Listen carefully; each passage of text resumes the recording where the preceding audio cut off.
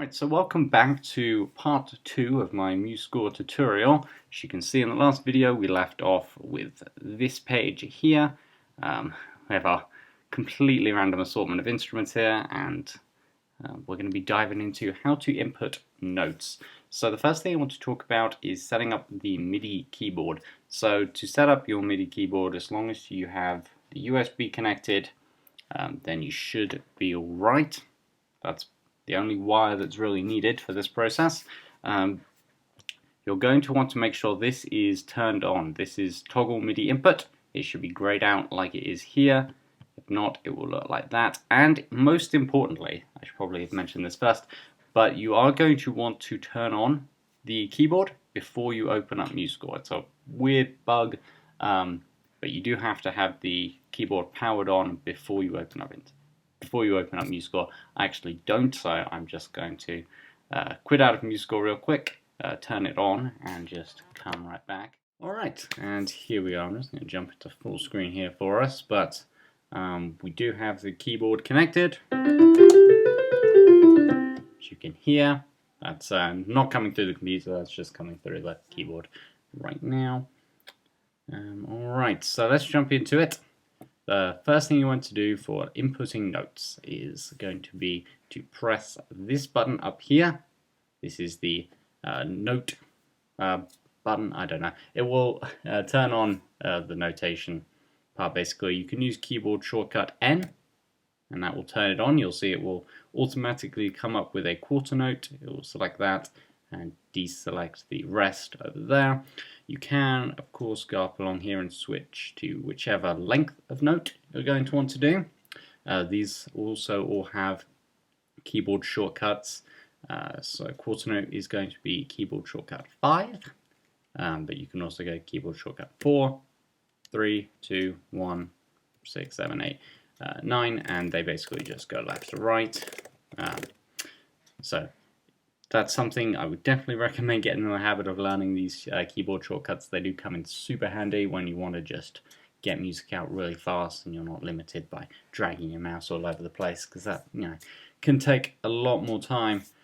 So we're going to start with a quarter note. Now, I don't really have a melody in mind, but we are going to head along. Now, the first thing you can do is with the mouse here, obviously, as you can see, as I'm dragging over a measure, it is going to automatically follow my mouse and put a note in wherever I click. So let's see, let's start with a B flat there. And actually one more thing I did forget about. If you are writing for instruments, as you can see here, I have instruments that are not necessarily all in the same key. We got tenor sax in B flat and horn in F. So I'm going to hit the concert pitch button because I'm not very good at transposing, and that is going to automatically put them all in E flat major, which is going to be very helpful. This note becomes a lot lower. So we're actually going to bring it up to B and E flat, B on the tonic, because that's just good fun. Alright, so back over here, as you can see, I'm not in note input mode anymore because I've been messing around with this note here. So I'm going to hit N again. It's going to bring me back into it, and we're going to continue along our way of inputting notes. So now I'm using the MIDI keyboard, as you can hear probably from both the computer and from the live keyboard. So that's what's going on there. So again, just hitting any key on the keyboard is going to correspond to whichever note that it's going to put in. So got the G, then a B flat, which is quite high, and then we're going to go down to an A flat, and then down to a half note, which is going to be keyboard shortcut 6. We're going to go to G, F, and then 7 for whole note, E flat. Fantastic. There's our first look at writing that part there. So this is going to be the main button you're going to use for playback. Up here you got 3 buttons. This one's just going to reset it to the beginning of the piece, and obviously you got a play button here. So turn this up so you can hear it.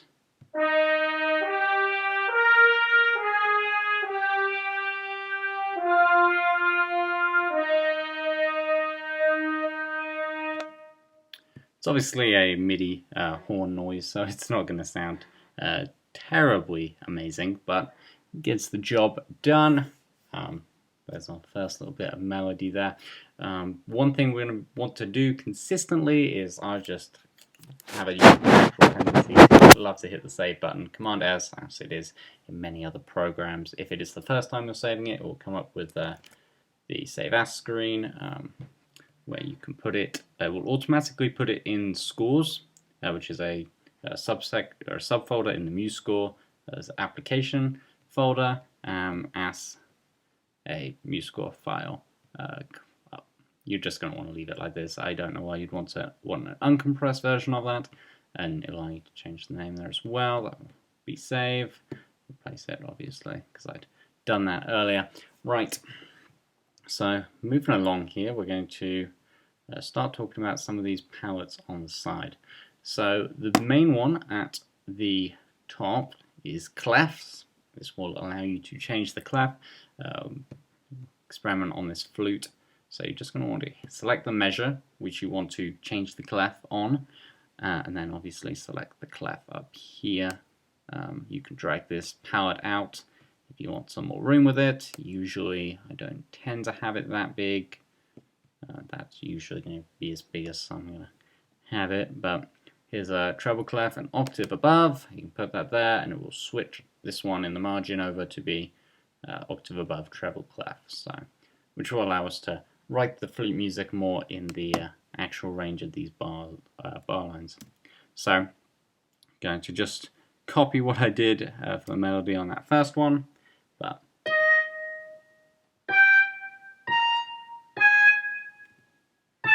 oh, that's not the note. Oh, that's not the note either. Wow, good job playing in key there. Alright, and again, it's still going to be linked to what you hit on the keyboard, so you are going to have to hit an E5 on your keyboard. You can't hit the same note there. It won't automatically transpose that. But now you can listen to both of them at the same time.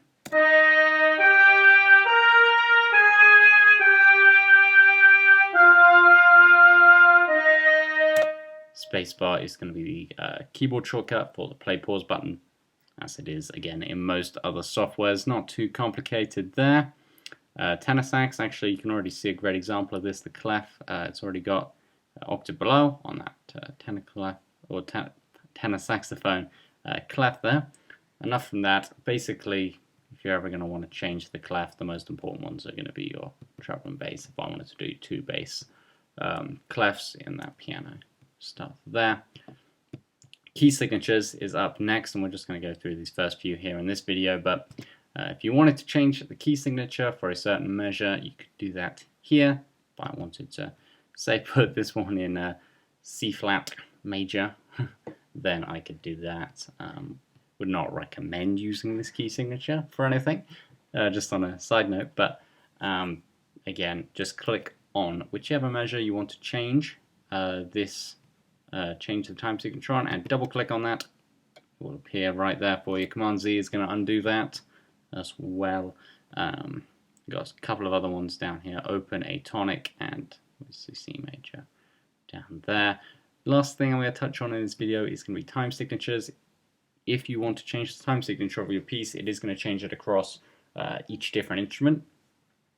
Pardon me. Even if you just do it in one measure, so in this measure, let's say, now we're going to go to a measure of 3/8.